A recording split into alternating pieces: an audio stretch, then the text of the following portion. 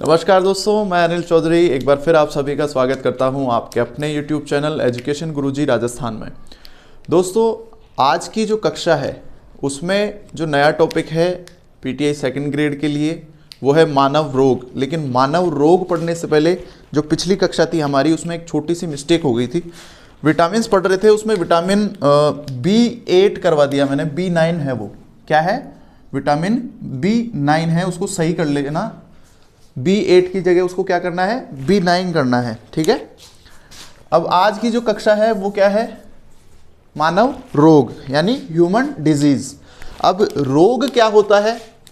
किसी व्यक्ति की वह अवस्था जिसमें वह अपने आप को असहज महसूस करे या पूर्ण क्षमता के साथ कार्य नहीं कर सके, वो क्या कहलाते हैं? रोग कहलाते हैं। यानी रोग ऐसी चीज है जो व्यक्ति को असहज महसूस करवा देते हैं, उसकी क्षमता को कम कर देते हैं। रोगों का अध्ययन क्या कहलाएगा? पैथोलॉजी। क्या कहलाएगा रोगों का अध्ययन? पैथोलॉजी। रोगों से बचाव के उपाय क्या कहलाता है? प्रोफाइलैक्सिस। ठीक है, क्या कहलाता है? प्रोफाइलैक्सिस। रोगों के प्रसार का अध्ययन क्या कहलाता है? एपिडेमियोलॉजी। क्या कहलाता है? एपिडेमियोलॉजी। अगला जो है रोग कारक का अध्ययन, इसको क्या कहते हैं? ईटियोलॉजी। ठीक है, रोग कारक का अध्ययन। ठीक है, रोग कारक मतलब जिसकी वजह से रोग हो रहा है उसका अध्ययन करना क्या कहलाता है? ईटियोलॉजी। रोगों के कितने प्रकार हैं? 2 प्रकार हैं। एक तो है जन्मजात रोग, जो जन्म के साथ ही आपके रोग हो रहा है वो तो जन्मजात होगा। ठीक है, यानी जन्म के समय से रोग हो रहा है वो जन्मजात रोग हो गए। और जो अर्जित रोग हैं, जो जन्म होने के बाद आपके हुआ है उसको क्या कहते हैं? अर्जित रोग कहते हैं। अब अर्जित रोग 2 प्रकार के होते हैं, एक तो संक्रामक और एक होता है असंक्रामक। ठीक है, आगे देखते हैं। 2 प्रकार हैं। ठीक है, किसके?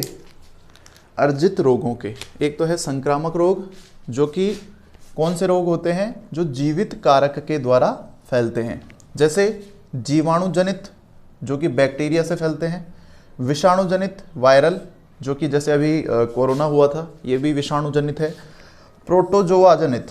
ठीक है, ये 3 प्रकार हैं संक्रामक रोग के। असंक्रामक रोग के क्या है?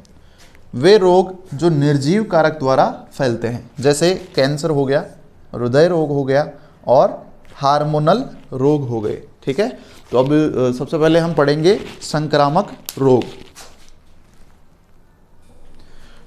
संक्रामक रोग 3 प्रकार से फैलते हैं, जीवाणुजनित बैक्टीरिया द्वारा, वायरल द्वारा और प्रोटोजोआ जनित द्वारा। ठीक है, जीवाणुजनित जो रोग हैं यानी बैक्टीरिया द्वारा जो रोग फैलते हैं वो कौन कौन से हैं? एक है हैजा, टीबी, प्लेग, टाइफाइड, टिटनेस, काली खांसी जिसको हम कुकर खांसी भी बोलते हैं, कुत्ते वाली खांसी, डिप्थीरिया, न्यूमोनिया और कुष्ठ रोग। ये जितने भी रोग हैं ये किससे जनित हैं? जीवाणु जनित रोग हैं या बैक्टीरिया से होने वाले रोग हैं। दूसरा है विषाणु जनित या वायरल रोग। ठीक है, अब इसमें कौन कौन से आएंगे? एड्स है, पोलियो है, रेबीज है, चेचक है, चिकन पॉक्स है, डेंगू है, चिकनगुनिया है, स्वाइन फ्लू है, बर्ड फ्लू है, जुखाम है और आपके कोरोना है जो कि अभी फैला था थोड़े दिनों पहले। अगला है प्रोटोजोआ जनित। ठीक है, अब इसमें कौन कौन से हैं? कौन कौन से रोग आ गए? मलेरिया हो गया, निद्रा हो गया। निद्रा भी एक रोग है जिसमें आपको आलस्य और नींद बहुत ज़्यादा आती है। अगला है काला अजार और ये है पायरिया इसमें है। और आगे वाला रोग है अमीबिया पेचिस। ये होते हैं प्रोटोजोआ जनित रोग। ठीक है, तो इनको नोट करो तो कर लेना, क्योंकि पूछे जाते हैं कि एड्स किस तरीके का, कौन सा विषाणु जनित रोग हैं या कौन से हैं, तो एक बार कर लेना आप नोट करना चाहो तो। आगे चलते हैं। चलो आगे चलते हैं। जीवाणु जनित रोग देखते हैं। सबसे पहले कौन सा रोग है? हैजा। हैजा जिसमें रोग कारक क्या है? Vibrio cholerae. संक्रमण किससे होता है? दूषित जल पीने से व दूषित भोजन खाने से क्या होता है? हैजा होता है। इसके लक्षण क्या हैं? लक्षण वैसे सभी के खराब हैं। उल्टी व दस्त, जिससे शरीर में पानी की कमी से डिहाइड्रेशन हो जाता है। प्राथमिक उपचार, यानी सबसे पहले जो उपचार होना चाहिए उल्टी व दस्त होने पर, तो सबसे पहले जो उपचार होना चाहिए वो होना चाहिए ORS का घोल। अगर किसी के हो रहा हो तो सबसे पहले उसे ORS का घोल पिला देना चाहिए। अगला जो रोग है वो है TB, ठीक है। इसमें रोग कारक कौन कौन से हैं? 2 रोग कारक हैं इसमें। एक तो माइक्रोबैक्टीरियम है, एक है ट्यूबरफ्लोसिस बैसिलस, ठीक है, ट्यूबरफ्लोसिस बैसिलस। संक्रमण किससे होता है? रोगी के छींकने व खांसने से फैलते हैं। ये वाला जो रोग है, इसका रोगी खांसेगा या छींकेगा तो उससे हवा में इसके जो क्या बोलते हैं जीवाणु वगैरह हैं, जो भी हैं, वो सारे हवा में फैल जाते हैं, जिससे दूसरे के भी TB होने की आशंका रहती है। लक्षण क्या हैं TB के? लगातार खांसी, बुखार, वजन में कमी तथा कफ के साथ ब्लड आना, ठीक है। TB के अंदर लगातार खांसी रहती है, बुखार आता रहता है और वजन में कमी आ जाती है तथा कफ के साथ ब्लड आता रहता है। उपचार एंटीबायोटिक, और इसका टीका सबसे इम्पोर्टेंट है। TB का टीका बहुत बार पूछा गया है, जो कि क्या नाम है उसका? BCG, ठीक है। BCG का टीका आपके किस रोग में लगता है? TB के रोग के लिए लगता है, जिसकी फुल फॉर्म क्या है? बैसिलस कॉलमेट ग्वारीन, ठीक है। आगे देखते हैं। आगे देखिए, भारत में सबसे ज़्यादा फेफड़ों की TB होती है। TB को तपेदिक या क्षय रोग भी बोलते हैं, ठीक है। तो भारत में सबसे ज़्यादा जो TB होती है वो कौन सी होती है? फेफड़ों वाली TB होती है, फेफड़ों में TB, ठीक है। TB के रोगियों के उपचार हेतु डॉट्स नामक उपचार चलाया जा रहा है, जिसके अंतर्गत TB के रोगियों को निःशुल्क दवाई व 500 रुपये की आर्थिक सहायता दी जाती है, ठीक है। अब डॉट्स क्या है? डॉट्स का मतलब है direct observed treatment with short terms. इसकी फुल फॉर्म यह है, direct observe treatment with short terms. आगे है, भारत ने TB मुक्त होने का लक्ष्य कब तक रखा है? 2025 तक, यानी भारत 2025 तक लगभग TB मुक्त हो जाएगा। इसका स्लोगन क्या रखा गया है? TB हारेगा, देश जीतेगा। यानी देश और TB के बीच में मैच हो रहा है, जिसमें TB हारने वाला है और देश जीतने वाला है। अगला रोग है प्लेग। प्लेग में रोग कारक कौन सा है? इसका रोग कारक बहुत ज़बरदस्त है, यारसानिया पेस्टिस, ठीक है। कौन सा है? यारसानिया पेस्टिस। संक्रमण किससे होता है इसमें? प्लेग का जो संक्रमण होता है, प्लेग रोग जो होता है, वो मृत चूहे के द्वारा, मरे हुए चूहे के द्वारा होता है। इसमें लक्षण क्या है? प्लेग रोगी के क्या लक्षण रहेंगे? बुखार रहेगी और बुखार के साथ में RBC की कमी हो जाएगी, ठीक है, रेड ब्लड सेल्स की कमी हो जाएगी। आगे चलते हैं, आगे देखते हैं। अगला जो रोग है वो है टाइफाइड, मोती झरा या मियादी बुखार। मियादी बुखार है ये, ठीक है। रोग कारक क्या है इसमें? साल्मोनेला टाइफी, ठीक है। कौन सा है? Salmonella typhi. संक्रमण किससे होता है? दूषित भोजन करने से। लक्षण क्या है? बुखार, सर में दर्द होता है, उल्टी होती है व शरीर पर लाल दाने आने लगते हैं। इसकी जांच क्या कहलाती है? विडोल टेस्ट कहलाती है। प्रभावित अंग, यानी इस रोग से जो प्रभावित अंग होगा वो आपके आंत होगी, आंतें जो है अंदर वो होगी। अगला रोग है टिटनेस। टिटनेस का रोग कारक क्या है?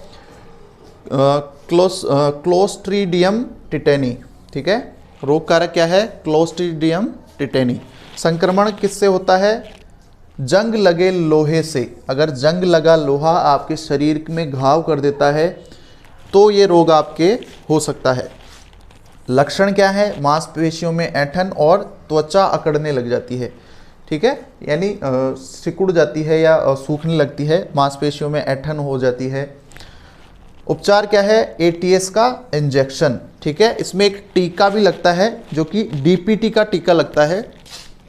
टीका है एक टिटनेस का, जिसमें 3 काम होते हैं, D, P और T, डी, पी और टी।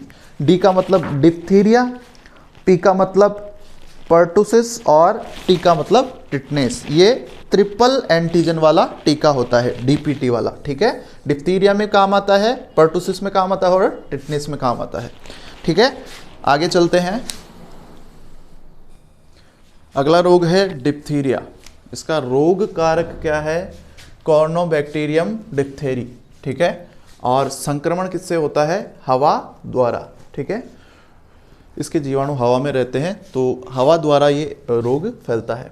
लक्षण क्या है? श्वसन नली में सफ़ेद प्रकार की झिल्ली बन जाती है। श्वसन नली होती है हमारे अंदर, उसमें सफ़ेद कलर की एक झिल्ली बन जाती है, जिससे सांस लेने में क्या होती है? दिक्कत आती है, तकलीफ होती है।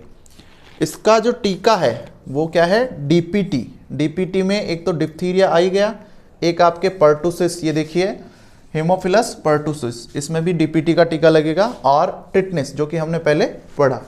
तो डीपीटी 3 रोगों में काम में आता है, जो टीका होता है डीपीटी का। अगला जो रोग है वो है काली खांसी। इसका रोग कारक है हेमोफिलस पर्टुसिस, ठीक है।